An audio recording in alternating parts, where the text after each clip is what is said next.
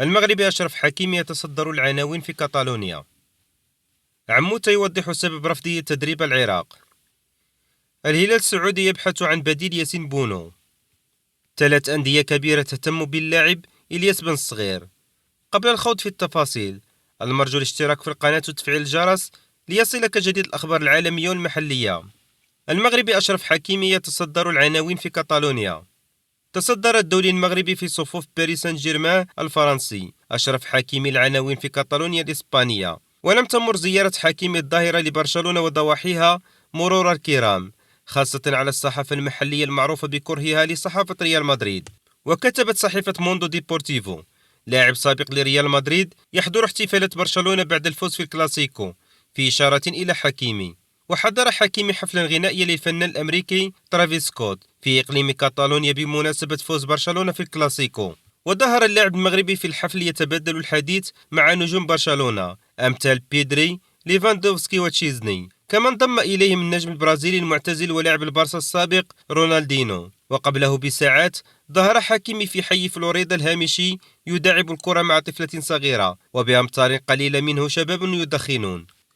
عموتة يوضح سبب رفضه تدريب العراق. كشف المغربي الحسين عموتة مدرب الجزيرة الإماراتي سبب رفضه تدريب منتخب العراق، متحدثا عن إمكانية رحيله عن فريقه الحالي. وقال عموتة في تصريحات نقلت صحيفة البيان الإماراتية: ظروف شخصية وعائلية جعلتني لا أغادر الجزيرة لتدريب منتخب العراق، فالتوقيت كان صعبا بالنسبة لي، خاصة وأن عائلتي هنا في الإمارات. وبخصوص بقائه في الجزيرة الموسم المقبل، أوضح الإطار المغربي: ليس هناك تأكيد بخصوص هذا الأمر، والعقد لا يعني شيئا، ويجب أن يكون هناك توافق بين الطرفين. مسألة بقائي ورحيلي أمر طبيعي وعادي بالنسبة لي، بالطبع أتمنى التواجد، ولكن كما قلت يجب أن يكون هناك توافق. واستطرد: الأهم أنني قمت بعملي وبقلبي بنسبة 1000%. ربما يكون هناك تقصير في بعض الأحيان، لكني لم أقصر في حضوري الذهني وأوقاتي التي قضيتها مع الفريق. وكان الاتحاد العراقي قد أبدى اهتمامه بالإطار الوطني للإشراف على العارضة الفنية لمنتخب أسود الرافدين قبل أن يعلن بشكل رسمي تعاقدها مع غراهام أرلوند. الهلال السعودي يبحث عن بديل لياسين بونو. كشفت تقارير إخبارية صادرة عن وسائل الإعلام التركية عن أسماء الأندية الموجودة في المملكة العربية السعودية، والتي أظهرت رغبتها في ضم الحارس الأساسي لفريق فينيرباشا التركي خلال فترة الانتقالات الصيفية الحالية. وبناء على ما ورد في التقرير الذي نشرته صحيفة فوتوماكا التركية، فإن الناديين من المملكة العربية السعودية يضعان خططا للتعاقد مع الحارس الكرواتي دومينيك ليفاكوفيتش، الذي يشغل مركز حراسة المرمى في صفوف فريق فينيرباشا التركي، وذلك خلال فترة الانتقالات الصيفية لهذا العام. وأوضح التقرير الذي نشرته الصحيفة أن الحارس ليفاكوفيتش يحظى بمتابعة واهتمام كبيرين من قبل العديد من الفرق التي تلعب في الدوري السعودي للمحترفين. وذكر التقرير أنه بالإضافة إلى فريق نيوم، وهو أحد الفرق الصاعدة حديثا إلى الدوري السعودي، فإن النادي الهلال السعودي أيضا يعد من بين الأندية المهتمة بالحصول على خدمات الحارس الكرواتي ما كان حارس المنتخب المغربي ياسين بونو. وتشير التقارير إلى أن عدد الأندية التي تبدي اهتماما بالتعاقد مع دومينيك ليفاكوفيتش، والذي من المتوقع أن يغادر فريقه الحالي